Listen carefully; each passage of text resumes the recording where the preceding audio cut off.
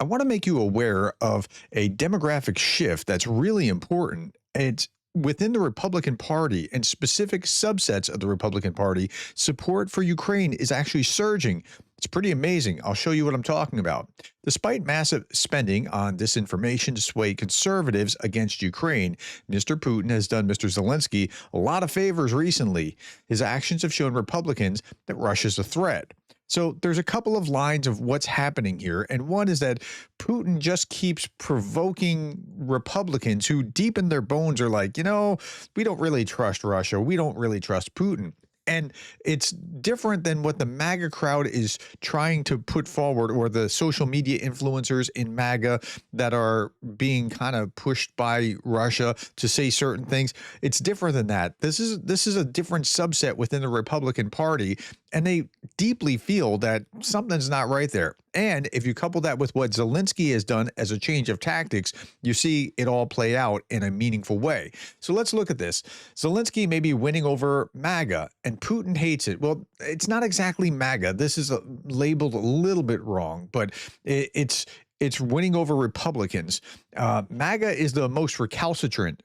The Republicans that are old-time conservatives, old-school conservatives, Reagan conservatives like me, we were on board from the beginning. And more that are closer to my camp are coming along. Okay, according to Heritage Foundation pollster Stephen Moore and Ukraine Freedom Project director Colby Barrett, something no one saw coming is actually happening. MAGA is warming up to Zelensky. Same crowd that once thought that he was a deep state villain. By the way, if you ever hear somebody use the term deep state, that's a shibboleth that shows you that they're MAGA. Liberals don't talk that way. Republicans generally don't talk that way unless they're MAGA. Deep state is like the big boogeyman. It's like the conspiracy theory. If you watch a Hallmark movie, you'll see that, like a Christmas Hallmark movie, these are coming up. You'll see that she's dating this guy. He's a rich businessman, but he's bad because he's a businessman. And so she leaves him for this guy that was a woodworker or works with dogs or something along those lines. And he was right under her nose the whole time. The big boogeyman is big business. But to MAGA, the big boogeyman is big government. It's not just big government like Reagan complained about government, but it's the deep state. And the deep state is like the uniparty that it's one party that's basically in two forms of Democrat and Republican, but they're all the same bad thing. Okay, deep state. Okay, deep state villain that may suddenly be like, wait, this guy might actually be, well, awesome. How? Zelensky basically stopped playing defense and started playing offense. And it's reportedly paying off. Polls show a 22-point surge in support for Ukraine among religious conservatives, people like me, an 18-point rise among church-going Republicans, also people like me. Okay. And now this came from the Wall Street Journal. And so I will actually go to the actual article here. Let's pull this up. Okay. It's hard to read. I'm sorry about that. It's not in the greatest form because I read the Wall Street Journal from my university library. That's how I read those sources. Okay. Support for military aid for Ukraine is surging among President Trump's voters, due in part to a shift in President Volodymyr Zelensky's strategy. Okay. In March 2022, 67% of Trump voters viewed Mr. Zelensky favorably, but between millions of dollars. Now, so that's when the war first started, right? Early. There was, in fact, early polling showed that there was more conservative support than liberal support for Ukraine. In the very, very beginning. Okay, March 2022, it was 67% of Trump voters viewed Mr. Zelensky favorably, but millions of dollars of Russian disinformation directed against him, Mr. Trump's unflattering accusations, and Mr. Zelensky's own missteps, that figure dropped to 19% by March of 2025. That's a huge drop, right? Okay, that's amongst Republicans. Now, if you're on the left, I understand if this is not clear to you. This is like in Technicolor to me. The most obvious misstep came last year when Mr. Zelensky appeared with Kamala Harris surrogates at a campaign-style event in Pennsylvania, 44 days before the election and 155 days after House Speaker Mike Johnson put his job on the line to pass the $61 billion Ukraine aid bill. Okay, so what are we talking about? Remember this, where he was going to the ammunition factory? Now, I don't fault him for that because, like, he just wants ammunition. He don't care. He didn't care if the governor of Pennsylvania, who was a Democrat, was there. But to certain Republicans, particularly the most MAGA type Republicans, this looked terrible. This looked like he was doing something to promote the other side, and that was terrible. And it didn't help that Zelensky's speaking here in Congress, and you have Kamala Harris and Nancy Pelosi behind him. Now, they're behind him because she's the vice president and she was the Speaker of the House at the time. And so, yeah, I mean, they're supposed to be there, but it made it look like it was a partisan political issue rather than just something we should all be supporting. So that's the problem there. Okay. The most obvious misstep was there, and Speaker Johnson put his job on the line to pass that $61 billion Ukrainian aid bill. Remember, he coupled those bills together, trying to get them passed the same time with Israel and whatever in order to increase support. Now, Mr. Zelensky gives interviews on The Ben Shapiro Show, Special Report with Bret Baier, and Newsmax. Special Report is Fox News' hard news, 5 o'clock hard news show. And Newsmax, which is another Republican news outlet. Okay, Trinity Broadcasting Network host Joel Rosenberg interviewed Mr. Zelensky in Kyiv. Trinity Broadcast, if you are not familiar with it, church-going, charismatic Republicans will be watching that TV show. Okay, since June, Ukraine Freedom Project polling has shown a 22-point swing in support for military aid among religious conservatives, an 18-point swing among Republicans who attend church weekly.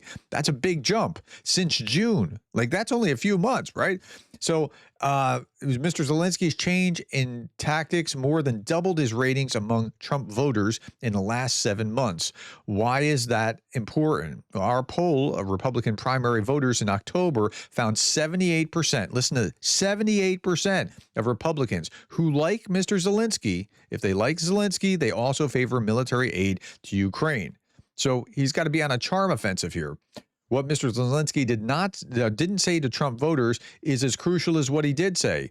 Earlier this year, every time Vladimir Putin proved that he was the obstacle to peace, the conflict between Zelensky and Trump would divert attention away from Russia's indiscriminate bombing or kidnapping of Ukrainian children.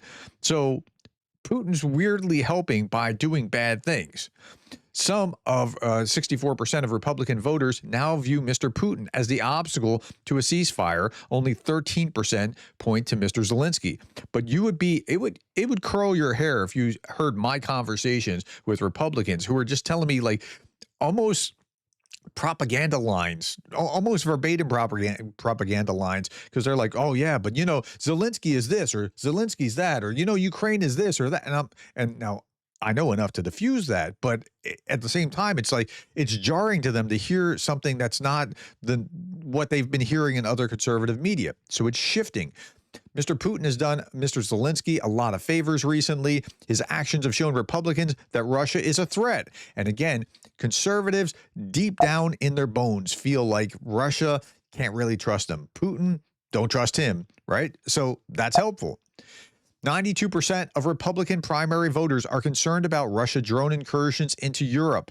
Additionally, 76% are concerned that Russia or China may attack the U.S. with drones. How can Mr. Zelensky lock in Republicans? Win. Keep winning. Keep talking about winning with conservative media. Now, this is a point that I have found myself when I'm talking to other conservatives about this, and I'm like, what are you talking about, dude? Like, these guys are winning. Oh, well, Ukraine, they're just going to get rolled over. This is almost 4 years later for what they thought was going to happen in a week or just a matter of weeks, and they're holding their own against Russia, right? Like that's what's actually happening. Okay, so win. Keep winning. Keep talking about winning with conservative media. Only 11% of Republicans voters say that they think Ukraine is winning before that they're told about Ukrainian victories. And again, there's like almost a media blackout about this kind of thing. It's very weird to see as far as like conservative media. There's not a lot that's going on there. Ukraine has taken out 35% of Russia's Black Sea Fleet. Operation Spiderweb took out $7 billion in Russian aircraft at 4 bases with $100,000 in Ukrainian drones. When given information like that, half of Republicans recognize Ukraine is winning. 85% of them favor military aid to Ukraine. So Zelensky has learned what many Americans have not. Talking with people who disagree with you creates allies. That's right. Talk to them. Point them to this channel if they're like, I'm happy to talk to them. I'm happy to have that conversation. Mr. Moore is the founder of the Ukraine Freedom Project, most notably for A Faith Under Siege. And if you're familiar with that, this is A Faith Under Siege. Notice it's hosted by Newsmax, which which is incredible. It was on the 700 Club. That was Pat Robertson's outfit. And like you see this in conservative media. It was on Fox News. So there's some movement here. And then like this isn't like it's the Here's August. We talked about what was happening in June. Here is August 15th, 2025. Dramatic rise in Republican support for Ukraine. And so it just keeps coming. So, all right, just a couple last things before I'm done, because I see some other positive signs as well. Republicans leading the Senate and the House Armed Services Committees criticized the move. What's this move? The U.S. is withdrawing some troops from Eastern Europe. Criticized the move, calling it directly at odds with the president's strategy. So there's that. And then this isn't Ukraine specifically, but Republicans just balked just a few Republicans, but the Senate just voted 50-46 to strip Donald Trump of his power to impose tariffs. Multiple Republicans joined Democrats to shut him down. Second night in a row, the GOP has turned on him. Trump's grip on his own party is cracking in real time, says the commentary. But yeah, so 51-47, all Democrats and 3 Republicans went with this. Now, does that mean that he loses that? No, it has to go to the House, and then Trump has to sign it, which is improbable that Trump's going to sign away his ability to do anything. But something's changing there. But the broader story here, though, is that if conservatives understand the real context that Ukraine's actually holding their own on the battlefield, inflicting massive pain on Russia, that Russia is threatening Europe, that Russia is like, listen, in our bones, we feel this, right? Not the new MAGA crowd. The new MAGA is like kind of moderate, some Democrats, some lazy Republicans who didn't know what they believed, and they took a different line with Trump. I'm not talking about them. I'm talking about old school. If you've been a Republican for 20 years or more, I'm talking to that person. These people, we feel this in our bones. All right. Tell me what you thought about what you saw here. Put that in the comments below. I hope that is hopeful for you, that you're able to understand how the shift is going in America. I'm kind of jealous of like Great Britain, where it doesn't matter if you're on the labor or liberal side or the conservative side, you're basically pro-Ukraine. The Reform Party is like the odd man out there. Okay, thank you to Martin Roos Holm, a graduate student YouTube member, for your support. I appreciate you, Martin. Thank you to all of you for listening to this. Again, put in the comments below. I try to read everything I can. Thank you for the likes, the shares, and the subscribes, and for being the kind of person who cares about Ukraine.